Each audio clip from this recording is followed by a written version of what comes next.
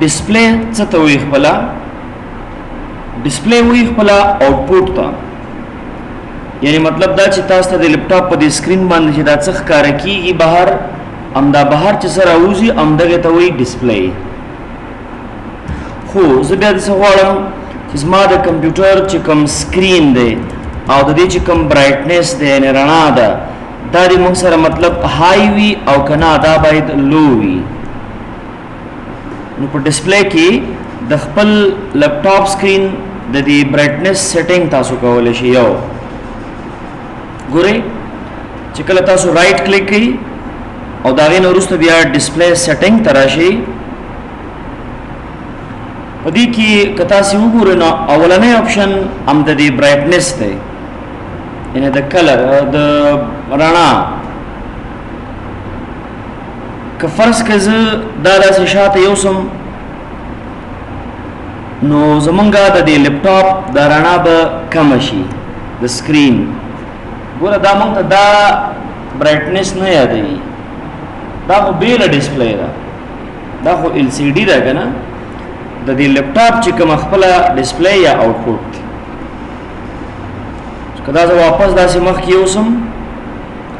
دا رڼا بیرته تیزه شي ښه د دې څه فایده ده یعنې مونږ چې که رڼا تیزه کړو یا کمه کړو د دې ګټه څه شی ده اولنۍ ګټه خو چې دی نو هغه چارج دی یعنې څومره چې ستا د دې سکرین برایټنس ډېري هماغومره به کمپیوټر چارج زیات وي دویمه فایده چې دا هغه موږ سره لیزرز دي یعنی کم شعاوې چې دی مطلب پروډیوس کوي که نه نو تیز رڼا چې دی دا د سترګو دپاره بیا صحیح نه ده نو هر یو کس د خپل هغه د سترګو د دید مطابق چې کوم دی نو ځان ته د دې سکرین برایټنس برابروي تاسو دې خبره باندې ورسېدلی چې د سکرین رڼا مونږ چې کموو یا زیاتوو د دې مقصد څه شی دی ګورئ مخکې لکه تقریبا یو 10 یا 12 کاله مخکې هغه وخت کې سی آر ټي مانیټرې به موږ استعمالولې که نه هغه کمپیوټر چې همیز باندې به کېښودل کېدی بلکې هغه کمپیوټر یې نه وی هغه ایل سی ډیانې وي هغه آوټپوټ وي خو هغې کې چې دی نو د هغه ډسپلی یا دا سکرین داسې یو شکل باندې جوړ شوی و چې هغې به ډایرکټ دغه شعاوې ډېرې تیزې سترګو ته به ولي او ډېر زری مطلب دا سترګې خرابولې که نه تقریبا چې یو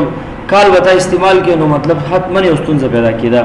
خو د هغې نه وروسته بیا ایل سی ډي راغله او ایل ای ډي راغله ایل ای ډي ان ایل سی ډي ایل سی ډي مطلب لیکوایډ کرسټل ډسپلی دې کې بیا دوی داسې یو سیسټم جوړ کړي چې مطلب دا شعاوې منع شي او سترګې ډېرې خرابې نه کړي لکه نن سبا دا مثلا ایل سی ډي ده د کمپیوټر کې دننه چې کوم خپل سکرین لګېدلی دا ایل ای ډي ده دا سترګې دومره نه خرابوي هغه سی آر ټي مانیټرو ته به که خیال هم کړی یو پرده به مونږ اچولې وه شیشه هغه هم د دې دپاره و چې مطلب دا شعاوې منع شي خو خیر دا ستونزه اوس نن سبا په دې شته ټیکنالوژي کې حل شوې ده ښه بل که تاسې وګورئ یو ډېر ښه آپشن دوی په دې ډسپلی کې جوړ کړی چې هغه د نایټ لایټ آپشن دی لکه موږ د شپې هم کمپیوټر استعمالوو مثال دا ګروپ تاسې مړ کړئ که نه او تیاره کې تاسې کمپیوټر استعمالوئ نو بیا خو صرف تا او کمپیوټر د رڼا یوازې شو سره نو دې وخت کې باید دغه د سکرین د رڼا لږ تفاوت وکړي لږ فرق وکړي باید ډېره سپینه نه وي نو تاسې دا نایټ لایټ آن کړي دلته خو ټایم ورکول شوی دی چې کله د ماښام 6 بجې او 55 منټه شي نو زمونږ د سکرین دا رڼا به بدلیږي ښه څه حل به کېږي د سکرین دا رڼا به دې شکل ته کنورټ شي تاسو دې خبره ورسېدئ دغه د نایټ لایټ آپشن چې و دا په وینډوز 7 کې هم نه او دا وینډوز 8 کې هم نه او 10 او 11 وینډوز کې دا اضافه شوی دی مطلب بیا چې تاسو څومره د دې دا سیټینګ کول غواړئ نو هغه ایڈجسټمنټ دلته کې دی شي دلته وګورئ دا لاندې دوه آپشن دي سنسیټ ټو سن رایز یعنی مطلب دا چې د لمر پریوتونه تل لمر خطو پورې بدا سیټینګ اپلای کیږي نو لمر چې د ماښام 6 بجې او 55 منټه کې وځي او بیا سحر کې واپس 5 بجې راخیږي یعنی 5 بجې پر رڼا بیرته نارمل حالت ته ځي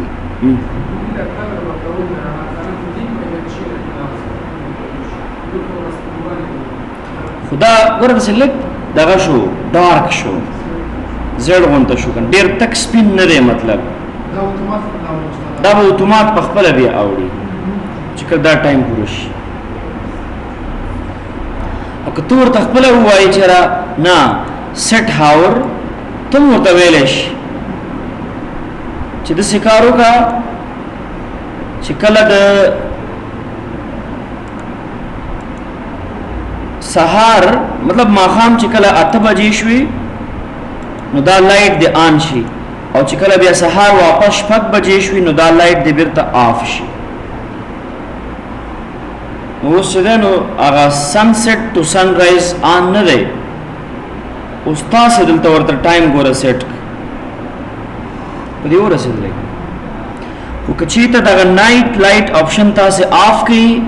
نو د دې دا مطلب وي چې زمونږ دغه د سکرین رڼا کې به هیڅ کله فرق نه راځي